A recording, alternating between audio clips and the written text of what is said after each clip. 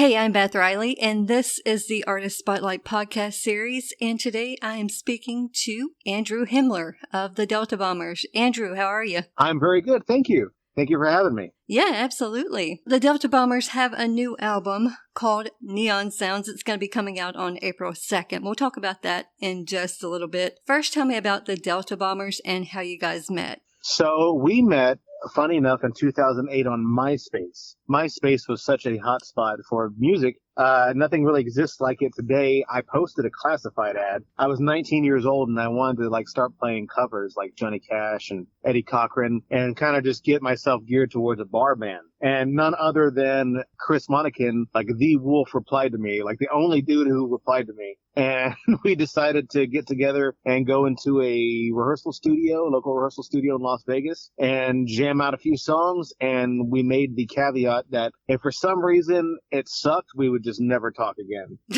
We actually messaged that. And it turns out that we didn't think that it sucked, even though by our standards today, it probably really did. And we kept going, and we quickly added a drummer and a bass player that we knew through going to shows, Ozzy Chong and Nick Lopez. And we had our original lineup there where we were some hot flaming rockabilly rockin' dudes. And as time went on, we added our boy Gregorio Garcia and later PJ Franco, who's now our drummer. And things have been pretty gravy. We were very lucky. The first band we ever tried to start is the band that made our careers. Who are some of your influences, either personally or as a band? I like that you asked me who are my influences personally, because I think a whole lot outside of music. Personally, I'm a huge Warren Buffett and Charlie Munger fan. I like their way of thinking. They're businessmen, and they're very even-keeled, and they try not to make dumb mistakes, and when they do, they try to mitigate their risk. Overall, they're kind of like mental Jedi that I really look up to, and I enjoy reading about and learning about.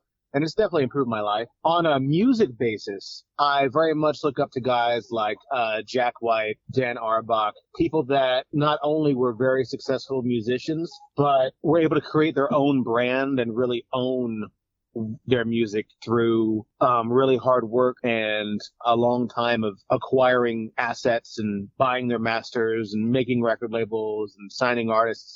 That's pretty cool. It's pretty cool to not just be a musician, but actually create a business entity. So in that regard, I really look up to those guys. Who would you say as a band would be influences of you guys? Is there a certain artist or artists that jump out at you? Yeah, we're influenced by lots of artists. We're influenced by an original Wild Records artist named Omar and the String Poppers, Dustin Chance and the All-Nighters. We're influenced by the legendary Shack Shakers, Reverend Horton Heat, J.D. McPherson, Sly and the Family Stone. Just about any band that's ever put it together has influenced us. The Beatles, the Rolling Stones, Prince, all the classics. We don't turn our nose up really at anything. If someone's a successful musician, really, they have something going on, and there's something to learn from them. We try to take influence from basically anyone. NWA. Now, there were two names that you said that I'm going to draw attention to. J.D. McPherson. I call him my birthday month buddy. We share a birthday in April. His is the 14th and mine is the 10th. So I'm a little older than him. I'm kidding. I'm not really. And also Reverend Horton Heat, who I know you guys are massive fans of, as you said, but you also have something pretty cool happening with Reverend Horton Heat right now. That's right. Yeah, we're coming going up. On tour. We're going on tour with Reverend Horton Heat. We're going to go in April, which is more of the West Coast, the Portlands and Seattles and Northern Californias. But we're also going in the Midwest, a little bit of the South and the East Coast in July with Reverend Horton Heat. We're their direct support band. So that's always an honor, and it's going to be a whole lot of fun. I never get sick of watching those guys and just participating in their daily life for a few months. Sticking with the influences, since you are a guitar player, we have to talk about your guitar player influences as well. Yeah. I love Carl Perkins, who has these days it would be called a very simple style, but back in his day, it was not simple at all. It was a weird hybrid of blues and Merle Travis. I also love Ronnie Dawson. He has a really cool rhythm style, and his guitar player, Charco Jean, who I had the honor of taking a few guitar lessons from. These are guys that have a very distinct rocking sound that when you hear them, you know who they are, which is the mark of a good guitar player. I love Bo Diddley. Bo Diddley is a massive influence on me because that guy can take one chord and just make a whole album out of it, just the way that he plays it from a rhythm basis. John Fogerty's an incredible guitar player. Guys that not only know how to play the notes, but know when not to play, what not to play, how to really fill in the blanks with empty space. That's an art form all of its own. I think in the more Instagrammy modern style of guitar playing, we're kind of obsessed with filling the sound with a lot of different notes and a lot of different technical fireworks, and that's all great. But a guy that can just sit back and really make someone feel something emotionally with often very little notes is what really has attracted to me and kept me as a guitar player for a very long time. A guy like, say, Gary Clark Jr. He's not going to shred like Stevie Ray Vaughan, but you feel it every bit as much, if not more sometimes. Now, a person I have to bring up, since you didn't mention him, this is for James.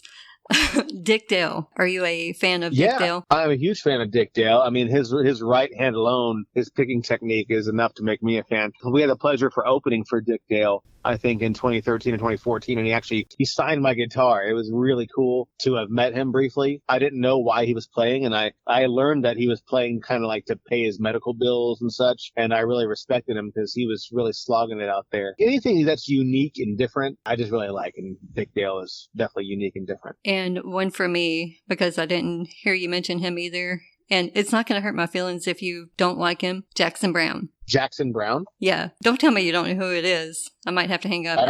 I'm kidding. I don't know. I don't know who Jackson Browne is. Oh, no. Okay. Doctor My Eyes, Running on Empty, 1970s. Oh, I know that song. That's a great song. Okay. I have to be honest with you. I've never intently sought out Jackson Browne, but it doesn't mean he's not great. It lets people know that I'm a fan. Right. Well, I've heard Running on Empty probably 1,000 times, and that is a wonderful song. How would you describe the Delta Bombers' style of music? So these days, what we've done is we've taken the things that interest us the most on a musical basis, which is like rockabilly, old rock and roll, blues, country, and we've kind of meat grinded it all together into another form of roots music that we enjoy. We've kind of come full circle. You would have to describe it as Americana. Okay. Or roots, because we've kind of transcended rockabilly, I think. That doesn't really quite explain it. Using more words than like Americana or Ameripolitan or roots, you're kind of becoming a little pretentious, I think. So it's like, yeah, we have our own little brand of custom roasted coffee that we call the Delta Bombers, but it really is just Americana music. As promised, let's talk about the Delta Bombers' new album, Neon Sounds. It's going to be released on April 2nd. Super excited about that album. Tell us about the album and what people can expect to hear on it. Yeah, so Neon Sounds, you can, it's available everywhere April 2nd. You can get it on Spotify, on Apple Music those days. So with Neon Sounds, what we decided to do is to not frame how we wanted an album to sound. Instead, let's just write the songs that we want to write, that we're feeling, that may have, it doesn't necessarily have to be thematic. Let's just be honest with ourselves and put together some pieces of music that we really are connecting with. Because a lot of times, a lot of artists, they try to, well, I want this album to sound like Pink Floyd playing the Rolling Stones, and that's great. There's nothing wrong with that. But we just decided that we've come full circle. We've already done 4 albums. We've been doing it for a long time. Let's just see what comes out of our heart. So these are the songs that we wrote that have all been pieced together. And honestly, it did kind of create a theme. The theme has kind of like a gritty Las Vegas feel to it. Not in like a showbiz, like Rat Pack kind of way, but behind the scenes, more bar scene type of stuff that has happened a lot throughout the history of Las Vegas. Kind of the less famous, the less glamorous side of town. And when you hear the album, you're hearing 4 guys that have written music that have grown up in Las Vegas, but connected with roots music, American roots music. So it really is a different thing. And I think people will kind of recognize it as that because it doesn't sound like anything, yet it sounds familiar. And is there a go-to track on that album for you? Well, right now, the singles are Hey, You Know You Wanna, which is track 1, and The Ballad of Big Al, which is track 5. Those are our singles. So obviously, we feel like something is to those songs. Yeah. But one of the songs that I really like that I hope people listen to day one is a song called Wish I Knew, which is a song that Chris wrote upon the death of his mother. And I find it to be a very striking and beautiful song, a sad song, but it's very honest, and it kind of creates and explains a lot of the emotions that we all feel when we lose a parent. And you guys are working with producer Mark Neal again. He's worked with the Black Keys, J.D. McPherson, Deke Dickerson, Big Sandy, the Paladins. The list goes on and on.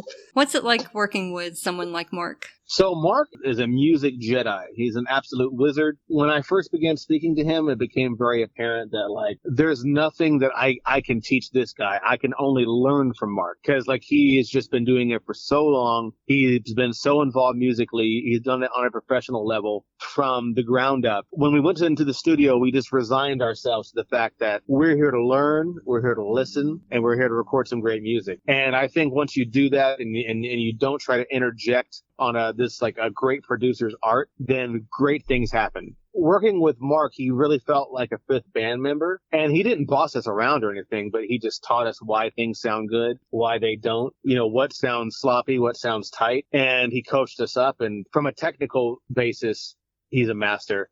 From a creative, and a lot of people don't know this, from a creative and artistic space, he's a master. The guy can play guitar like anything. I've never seen a guy play guitar like him. So he was like that unstoppable force. He was like hanging out with Luke Skywalker, but just knows everything about Ampex recording techniques and old microphones. So it really felt cool. We felt in very good hands, and I think the record shows it. Now, you guys tour all the time. You play small venues, you play large venues, and pretty much anything in between.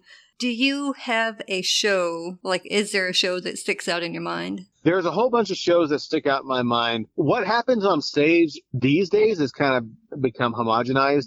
I love the crowds. I love the reaction. I will never get sick of it. But if you've played 1,000 shows the way we have, it all kind of becomes the same in that regard. But there's other things that have happened behind the scenes, maybe the venues, the other bands that have made things either really hilarious or really challenging. One show that I can think of would be, we just played London in July, and we spent so much money going to England in 2021 because the first rip of inflation had really just happened.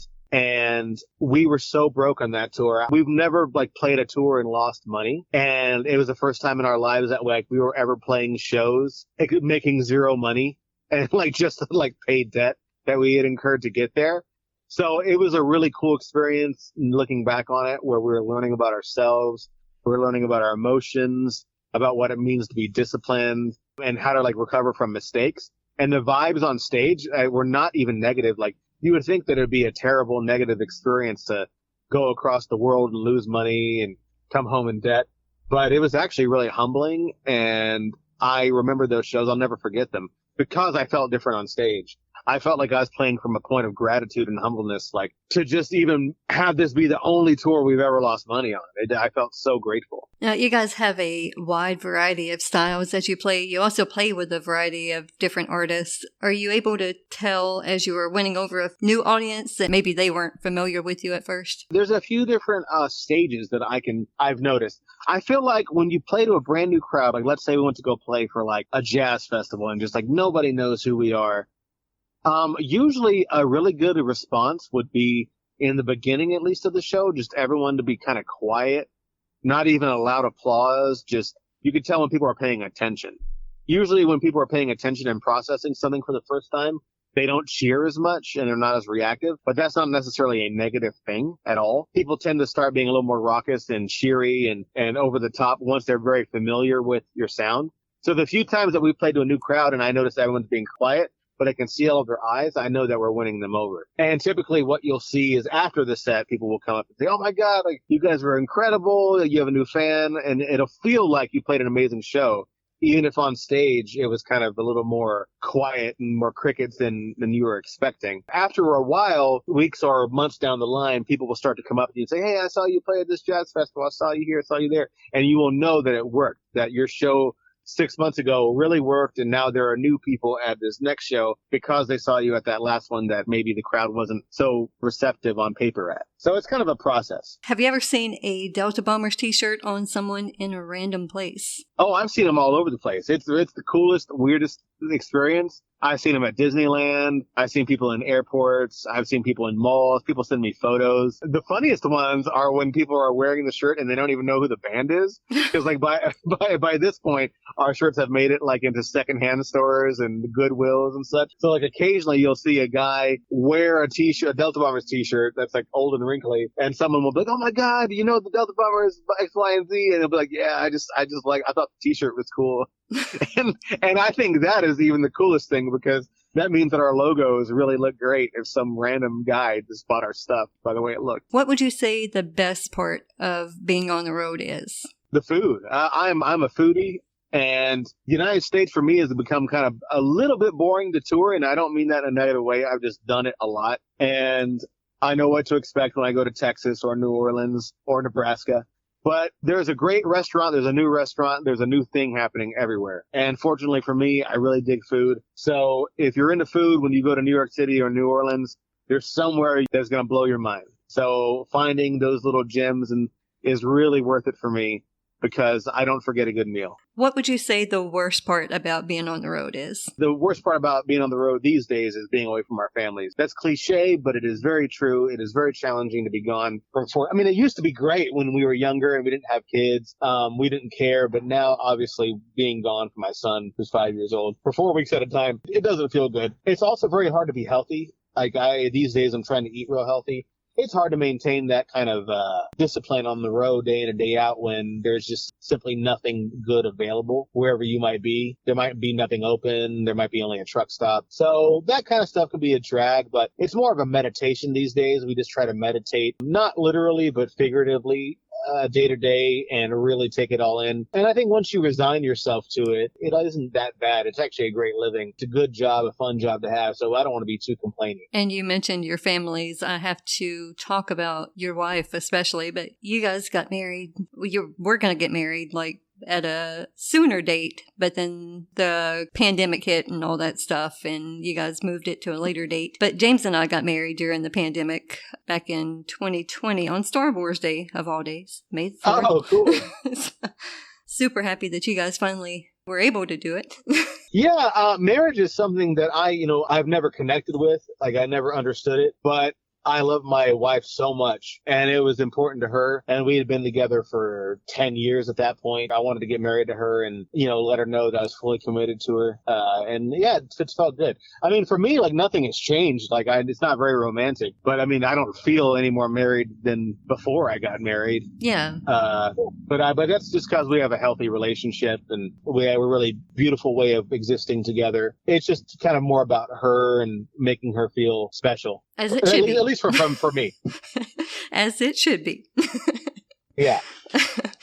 All right. We'll get back to the music part. I just had to put that in there for your wife. So yeah, if she listens to this, I love her very much. And I'm really, really thankful for all that she does around the house while I'm gone. And how do you pronounce her name? I don't want to attempt to. Her name is Andrea. Andrea. Okay. So it is kind of what I thought. Okay. If you could perform with someone living or dead, who would you pick? I'd probably pick Jim Morrison, just because I would like to pick Lizard King Jim Morrison when he's 23 years old. I just want to observe all the crazy shit that he would get into.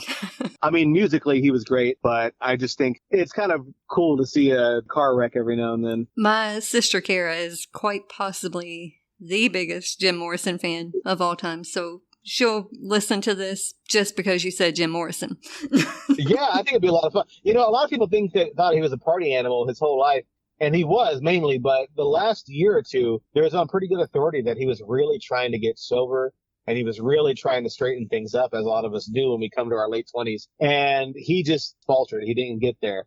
So he's known forever as that wild, raucous, crazy kid that, had a huge appetite for party, Dionysus. It's sad that he really did try to sober himself up, and he'll never be known for that. Yeah, I mean, unfortunately, he was part of the 27 Club. I mean, that's right, yeah. So many people died at that super young age, and yeah, I think there might be a physiological, mental precedence for that number, because it's kind of where your body starts to give you signals like, hey, it's time to start taking care of yourself. When people continue to spiral, that is a pretty common age that they get taken out. It kind of just makes sense. I'm glad I made it past that age. I'm glad you did. I'm glad James did. We're all good. Yes. All the Delta bombers sailing. made it past.